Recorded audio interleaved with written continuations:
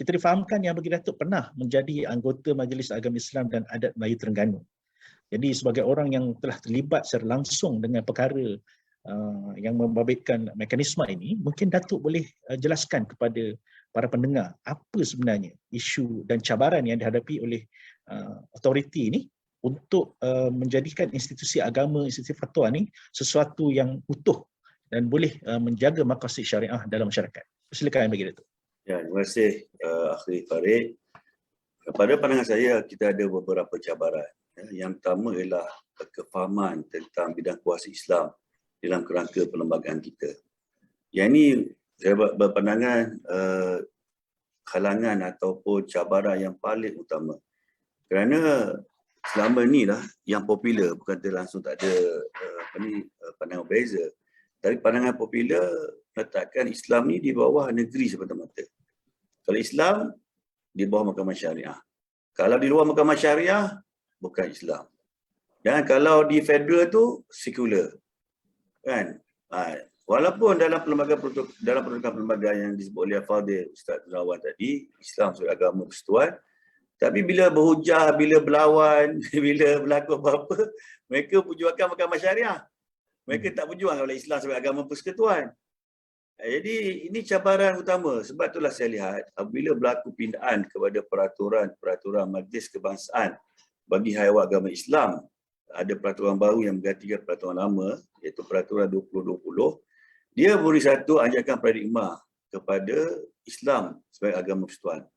Dan buka puasa dengan pindaan tersebut, kan, dia ada penjenamaan kepada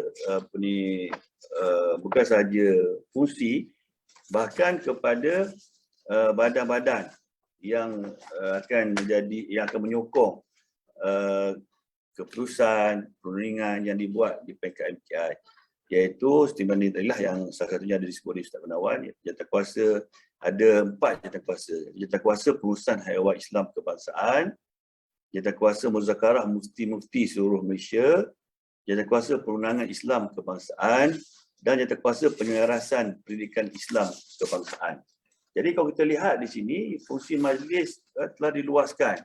Dan begitu menarik sekali, kita melihat terma yang digunakan juga luas. Tidak kata orang menyempitkan Islam dengan bidang kuasa negeri semata-mata. Kita lihat tertakluk pada undang-undang negeri masing-masing. Fungsi majlis ialah memberi nasihat kepada majlis raja-raja atas apa perkara berkenaan dengan perundangan Islam, pengurusan haiwan Islam dan pendidikan agama Islam. Jadi maksudnya apa di sini? Kita lihat Islam dari sudut peribadi di bawah negeri-negeri. Dan MKI sudah sewajarnya bertindak sebagai tempat perundingan Islam sebagai agama persekutuan. Dan bagaimana ia boleh berlaku? MKI bukan suatu badan eksekutif. Jadi dia tidak bercanggah dengan peruntukan perlembagaan kita. Tapi MKI merupakan badan perorangan untuk menyeragamkan hukum hakam, untuk menyeragamkan pertahanan Islam di peringkat negeri-negeri di bawah bidang kuasa negeri. Dan Islam ni bukan setakat personal law. Islam adalah menentukan tata cara kehidupan kita di dunia ini. Dan kalau kita lihat di sini bagaimana MKI menjadi badan yang berbawa kerana boleh menubuhkan muzakarah mufti-mufti, jawatankuasa perundangan dan sebagainya. Maka dengan adanya MKI sebagai badan perundingan, di sinilah boleh berlaku penasihatatan, kajian dari aspek public law Islam. Public Islam juga adalah merupakan public law kepada undang-undang persekutuan kita. So undang-undang persekutuan ni adalah public law.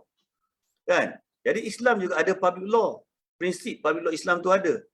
Jadi melalui MKI ini akan berlaku satu perundingan. Yang ini yang kita nak, yang ini kita seru, yang ini yang kita perlu perkasakan. Supaya daripada sinilah MKI selaras dan sesuai dengan dipengusikan oleh Duli Yang Maha Mulia Raja Melayu, maka MKI boleh memberi pandangan kepada Sri Paduka Baginda Yang di-Pertuan Agong. Kerana Tuan Agong posisinya sebagai Ketua Agama Islam di wilayah yang persekutuan, di negeri yang tidak beraja. Dan Yang Pertuan Agong juga merupakan pemerintah utama persekutuan. Pada Yang Pertuan Agong itu tanggungjawab pemerintahan dari sudut public law dan juga personal law bagi negeri baginda dan juga negeri-negeri yang tidak beraja. Maksudnya apa? Di sinilah peranan. Kita belum ada lagi satu badan yang khas, yang khusus, kan? Yang kata orang memberi nasihat hukum syarak.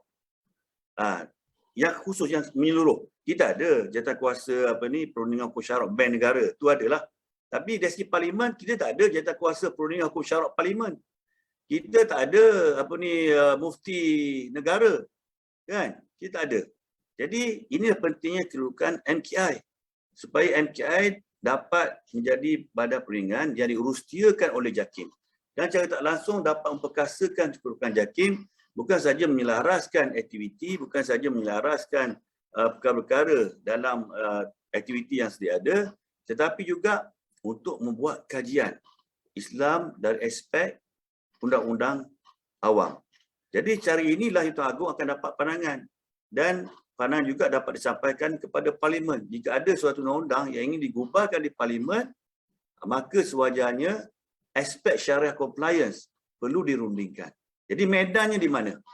Di sinilah MKI perlu berfungsi untuk memberi pandangan, akhirnya untuk kita mencapai syariah compliance, di mana yang Ustaz Gunawan sendiri bersetuju, kedudukan Islam patuh syariah sebagai prinsip kedaulatan negara kita, sebagai sumber tinggi Al-Quran Sunnah sebenarnya.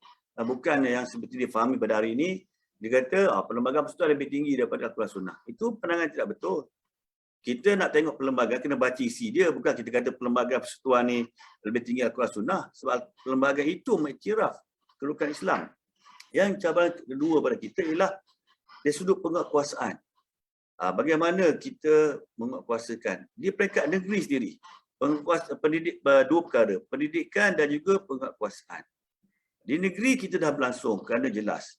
Tapi di peringkat persekutuan, kita perlu bawa kefahaman bahawa Islam juga dari sudut Islamik legal principle juga terpakai kepada parlimen, terpakai kepada keputusan eksekutif.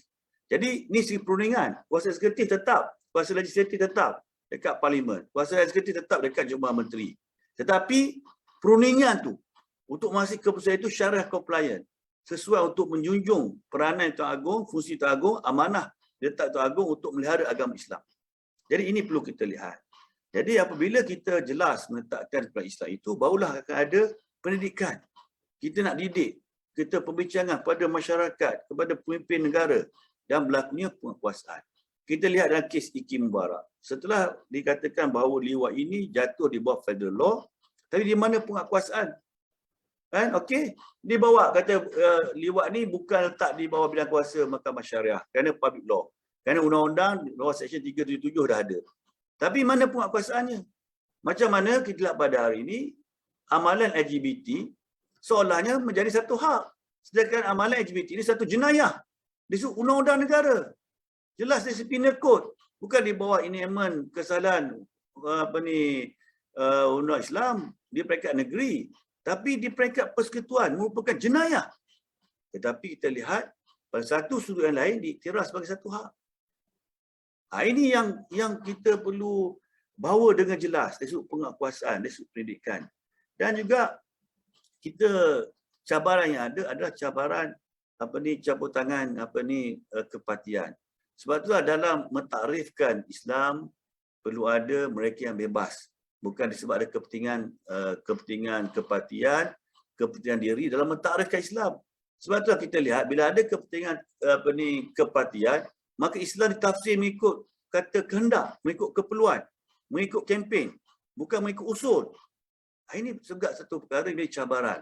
Sebab itulah apabila satu badan yang berbawa yang tidak mengizinkan campur tangan kepartian, dan kita lihat bagaimana titah ke bawah Duli Yang Maha Mulia Sultan Selangor baru ni, supaya pihak tertentu tidak mencampuri bidang yang jatuh jawatankuasa muzakarah mufti-mufti dan juga MKI, bukannya bermaksud kata orang tiada pelibatan dari sudut pengurustiaan JAKIM, tetapi dalam menentukan hukum syarak tu biarlah satu badan yang bebas yang tiada pengaruh kepartian.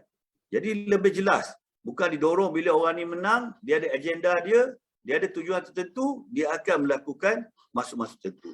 Tapi satu kumpulan pemikir, cendekiawan, sarjana, profesional yang melihat Islam dengan kacamata Islam, bukan kacamata kepartian. Jadi ini juga merupakan cabaran di samping dari sudut kewibawaan. Maka ia satu proses untuk mengupayakan, untuk mengupayakan sama ada jawatankuasa perluan hukum syarak, kan, sama ada jawatankuasa fatwa. Maksudnya apa? Maksudnya mekanisme sudah ada, perlu ada kajian. Kajian dilakukan oleh kumpulan yang berwibawa, kumpulan yang memahami kedudukan Islam dalam perlembagaan kita. Dengan adanya kajian ini, dengan ada pengalaman yang diperlukan, saya percaya Islam akan dapat dilihat sebagai solusi kepada pemesan ummah. Bukan Islam hanya dilihat solusi kepada perkara yang bersifat peribadi, tetapi bagaimana Islam menyelesaikan masalah ekonomi, macam mana Islam menyelesaikan masalah perbankan, macam mana Islam menyelesaikan masalah hubungan antarabangsa, macam mana Islam menguruskan persepsi tentang human right dan sebagainya. Jadi inilah cabaran-cabaran yang perlu ada kepada bukan sahaja isu agama, tetapi mereka yang mendukung, yang menggatai, yang kata orang yang diamanahkan untuk melaksanakan fungsi di dalam setiap isu agama tersebut.